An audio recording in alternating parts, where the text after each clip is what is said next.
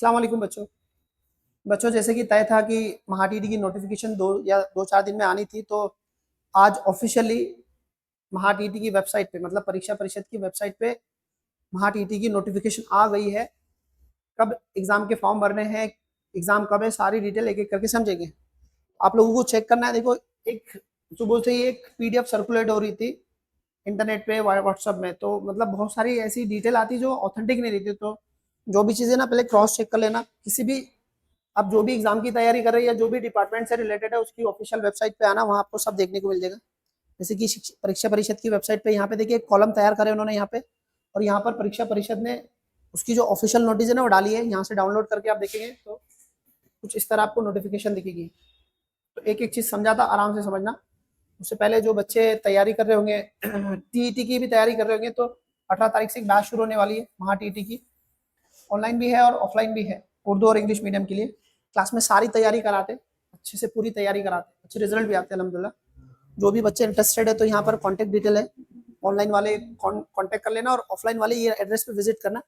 उसके साथ साथ सीटेट की बैचेस भी चालू है। सीटेट के एग्जाम भी दिसंबर के लगभग होने वाले हैं। जो सीटेट करने वाले हैं तो वो उसकी भी डिटेल है, यहाँ पे कॉल कर लेना। हम लोग नोटिफिकेशन की तरफ बढ़ते। देखो, मैंने पढ़ लिया तो मैं ये पूरी मराठी में मैं आपको एक एक चीज समझा देता आराम से अपनी आम भाषा में।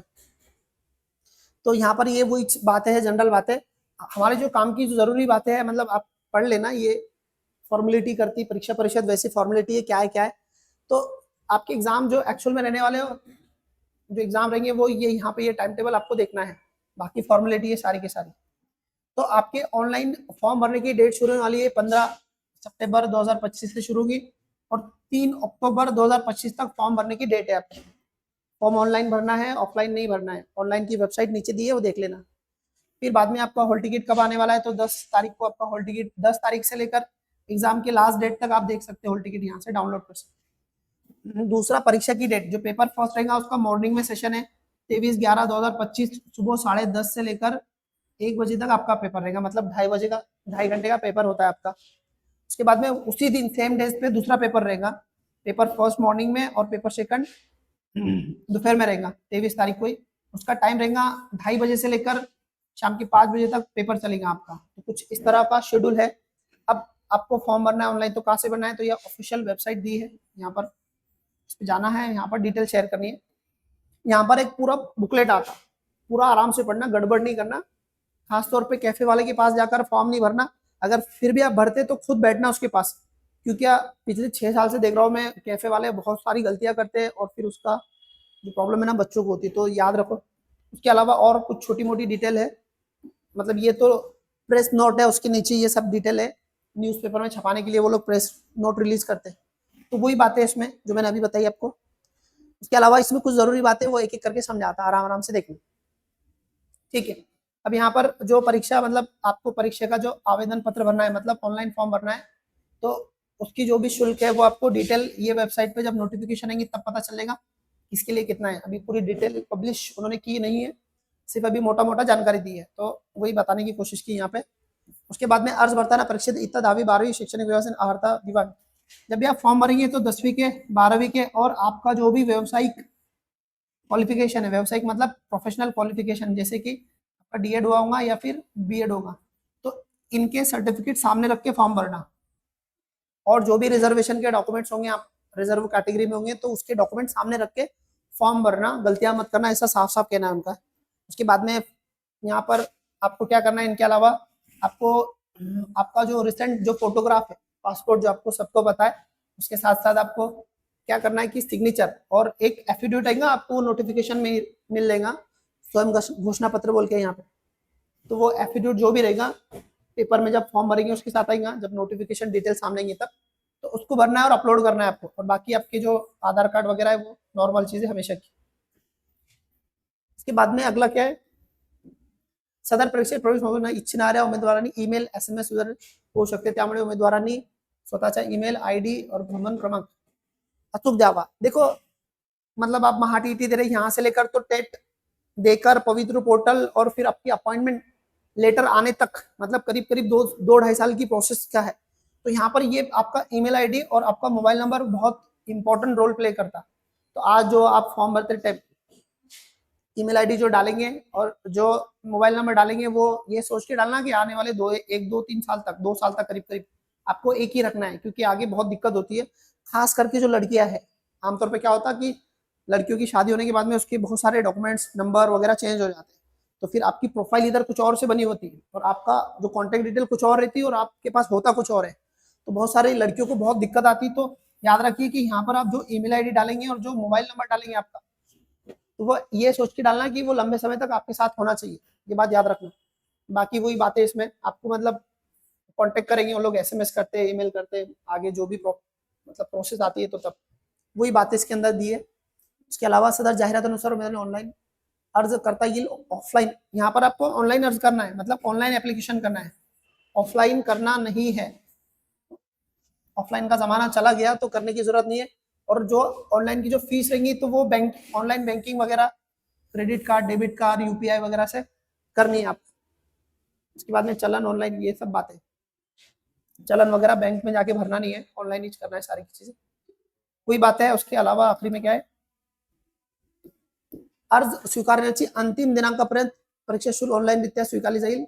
अर्ज सादर केल्यानंतर परीक्षा शुल्क भरल्याशिवाय अर्ज सादर, हाँ मतलब आपका जब तक फॉर्म सबमिट होगा उसके बाद जब तक फीस पे नहीं करते, जब तक आपका कंफर्म नहीं होता फॉर्म, मतलब फीस पे किए जब आप सबमिट करते तभी आपका फॉर्म कंफर्म होता, ऐसा उसका बोलना है।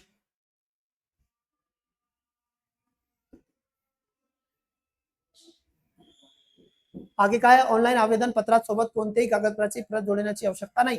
आपको ऑनलाइन फॉर्म भरते टाइम कोई भी डॉक्यूमेंट्स जोड़ना नहीं है, तसेच आवेदन पत्र व कागदपत्र, प्रमाणपत्र गट शिक्षण अधिकारी यांच्याकडे जाण्याची आवश्यकता नहीं। मतलब आपको यहाँ पे जो बोल रहा हूँ कि आपको कोई डॉक्यूमेंट जोड़ने नहीं है, तो इसका ये मतलब नहीं है कि आपको आपका आईडी कार्ड जोड़ना नहीं है, आपको आधार कार्ड अपलोड करना रहता है, सिग्नेचर अपलोड करना रहता है और फोटो अपलोड करना रहता है, और वो एक सेल्फ सर्टिफिकेट, ऐसी 4 चीजें अपलोड करनी है। डॉक्यूमेंट से मतलब यहाँ पर यह है कि आपका 10वीं के 12वीं के जो भी डीएड बीएड किया है वो डॉक्यूमेंट अपलोड नहीं करने हैं, तो ऐसा इसका मतलब है। तो सिग्नेचर वगैरह ये वो करनी है।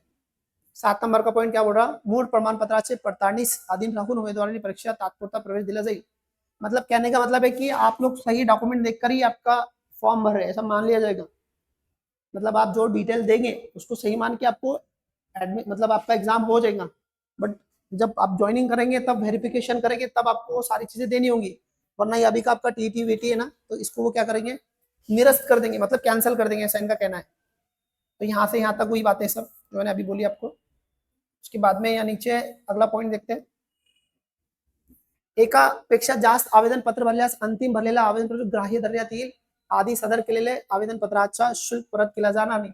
मान लो आपने एक फॉर्म भरा, फिर आपको लगा कि कुछ गलती होगी उसमें, कुछ प्रॉब्लम आ गई, कुछ डॉक्यूमेंट गलत हो गए, जो भी हुआ, फिर आपने दूसरा फॉर्म भरा ऑनलाइन, तो ये जो आपका पहला वाला ये कैंसिल हो जाएगा, ये दूसरा वाला ग्राह्य धरा जाएगा, मतलब इसके हिसाब से आपका हॉल टिकट निकलेगा। अब इसके साथ आपने जो परीक्षा की फीस पे की है वो भी आपको वापस मिलने वाली नहीं है।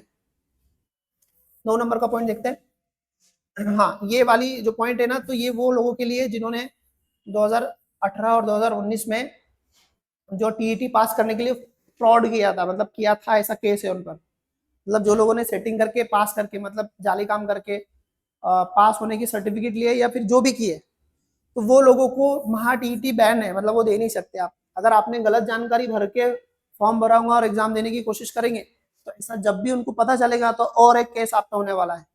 अभी फिलहाल पुणे के जो साइबर सेल है उनके पास में गुना रजिस्टर है और वहाँ की कोर्ट में, पुणे की सेशन कोर्ट में है, ये कोर्ट केस नंबर से वो केस चल रहा है अभी, और परीक्षा परिषद ने उनपे शास्ति मतलब पेनल्टी डालेली है कि वो आने वाले टाइम में कभी भी टीईटी परीक्षा को फॉर्म नहीं भर सकते, ना परीक्षा दे सकते और टेट भी नहीं दे सकते, मतलब सारी चीजों से बाहर है। तो यहाँ से लेकर यहाँ तक वही बातें की गई जो मैंने अभी समझाई आपको। ये सारा जो दिखा है ना, ये सब वो लोगों का है जो 18 और 19 में जिन्होंने फ्रॉड करके पास होने की कोशिश की थी, ऐसा उन पर केस है, केस नंबर वहां दिया है, और उन लोगों को एग्जाम बैन है। अगर नाम बदल के या फिर और फ्रॉड करके कुछ करेंगे तो और एक केस होगा, तो इसलिए कुछ करने की जरूरत नहीं है, आप लोगों को कोशिश नहीं करने का, ये केस हाल होने तक वेट करो, सीटेट वगैरह करो, ठीक है। उसके बाद में यहाँ पर वही डिटेल है जो पहले दी थी, हेल्पलाइन नंबर दिया है यहाँ पे, मतलब आपको फॉर्म भरने के लिए ये ऑफिशियल वेबसाइट है यहाँ पे, ये वाली, यहाँ जाना फॉर्म भरना 15 तारीख तक। देखिए वहां पर ना एक डिटेल डॉक्यूमेंट्स है, याद से पढ़ना, बहुत ज़रूरी है। वैसे मैं वीडियो बना के आपको बताऊँगा, बट आराम से खुद भी पढ़ना। क्या होता है कि यहाँ बताने वाला अलग कंटेक्स्ट में बताता है और आप समझ कुछ लेते हैं, इसलिए खुद पढ़ना, फॉर्म भरना, क्योंकि मैंने कई बच्चों को देखा है कि गलतियाँ करते हैं और फिर बाद में परेशान होते हैं। इसलिए इधर कितना है, 15 तारीख, 15 दिन से लेकर 3, मतलब करीब करीब आपके 18 दिन है। बहुत टाइम है, सुकून से फॉर्म भरना, टेंशन नहीं लेने की, सारी चीज़ें पढ़ना, कंफर्म करके करना। उसके अलावा अगर आपको कुछ प्रॉब्लम है तो आपको कॉल करना है परीक्षा परिषद को, यू कैन कॉल है, यहाँ पे कॉल करना है, कॉल करने का टाइम दिया उसने, और डिटेल जानकारी के लिए यहाँ करना। ये सारी बातें ये नोटिफिकेशन में बोली है आज। मतलब चीज़ें कुछ तो भी कंफर्म होगी कि आपके एग्जाम कंफर्म हो गए यहाँ पे। तो आपके एग्जाम होने वाले हैं फिर 23 तारीख, 23 तारीख को मॉर्निंग में, 23 नवंबर मॉर्निंग में, मॉर्निंग के सेशन में पेपर फर्स्ट रहेगा और सेकंड सेशन में पेपर सेकंड रहेगा, जो भी सोशल साइंस है और मैथ साइंस है वो रहेगा, ठीक है। तो थोड़ा डिटेल भर के फॉर्म भर लेना। फिर भी इससे रिलेटेड फिर भी कुछ प्रॉब्लम आती है आपको तो कमेंट करना, और वैसा मैं हर पॉइंट पॉइंट पे आपको वीडियो बना के बताऊंगा हिंदी में, मतलब ये मराठी में रहता, आपको हिंदी में हर चीज़ समझाने की कोशिश करूंगा। तो बने रहिए, और कुछ भी प्रॉब्लम हुई तो कमेंट बताइए। मिलते हैं नेक्स्ट वीडियो में, बाय बाय, अल्लाह हाफिज़।